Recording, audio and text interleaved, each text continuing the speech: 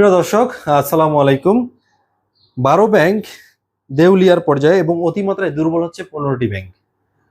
মানে কয়েকদিন আগে আমরা একটা নিউজ দেখলাম যে 5টা ব্যাংক একীভূত করার প্ল্যান চলতেছে, তার মানে এটা অলরেডি দেউলিয়া। খুব ভয়ঙ্কর পরিস্থিতি। এর মধ্যেই কালের কণ্ঠ আর একটা নিউজ করেছে যে 12টা ব্যাংক হচ্ছে দেউলিয়ার পর্যায়ে এবং অতিমাত্রায় দুর্বল 15টা ব্যাংক। তার মানে এই 12টা ব্যাংকও মোটামুটি দেউলিয়ার পর্যায়ে। মানে কি ভয়ঙ্কর একটা পরিস্থিতির মধ্যে যাচ্ছে ব্যাংক খাত বাংলাদেশে। আমরা যারা গ্রাহক, আমরা খুব শখ করে অনেক কষ্ট করে টাকা উপার্জন করে যে এই গচ্ছিত অর্থ আমরা ব্যাংকে জমায় রাখি, আমাদের নির্দিষ্ট কোনো একটা খাতে আমরা এটা ব্যয় করব, এই জন্য আমরা টাকাটা ব্যাংকে জমায় রাখি।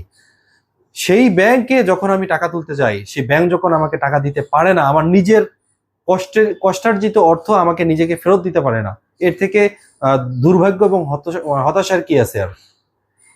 আওয়ামী সরকার দীর্ঘ 17 বছর ধরে বাংলাদেশে একটা ক্রাইমের রাজত্ব কায়েম করেছে। এই যে ক্রাইমের রাজত্ব কায়েম করে তারা নামে বেনামে বিভিন্ন কোম্পানি তৈরি করে ব্যাংকগুলোর কাছ থেকে হাজার হাজার কোটি টাকা তারা মানে ঋণ নিত। ঋণ নিয়ে একটা পর্যায়ে তারা কি করতো, ঋণ খেলাপি করে আমেরিকা অথবা সিঙ্গাপুরের মতো জায়গায় গিয়ে বসে থাকতো। যেমন ইসলাম গ্রুপ 30,000 কোটি টাকা সিঙ্গাপুরের মতো জায়গায় তারা বিভিন্নভাবে এটাকে ইনভেস্ট করছে। এই টাকাটা কোথায় পাইছে ইসলাম গ্রুপ? এটা টোটালি এই পুরা টাকাটা মানে ইসলামী ব্যাংক থেকে তারা নিয়ে গেছে। এখন ইসলামী ব্যাংকের গ্রাহক দাঁড়ে দাঁড়ে ঘুরতেছে।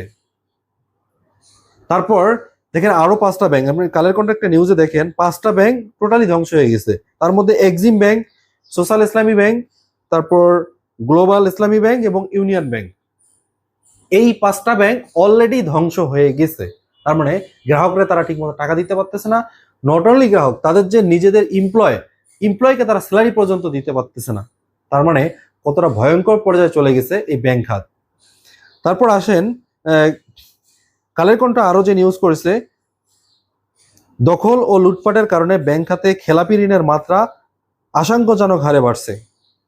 ব্যাংক খাতে খেলাপি ঋণ 5,00,000 কোটি টাকা ছাড়িয়েছে। আপনার কোনো আইডিয়া আছে? 5,00,000 কোটি টাকা, যেটা বাংলাদেশের বাজেটের সমান। একটা পুরা বাংলাদেশের বাজেটের সমান 5,00,000 কোটি টাকা, যেটা হলে আমাদের এক বছর পুরা বাংলাদেশ চলতে পারে। সব সেক্টরে প্রত্যেকটা জায়গায় এই টাকাগুলো আমরা ইউজ করতে পারি। সেখানে ব্যাংক খাত থেকে শুধুমাত্র লুটপাট হয়েছে 5,00,000 কোটি টাকা, যেটা খুবই হতাশাজনক। এরপর আরো বলছে যে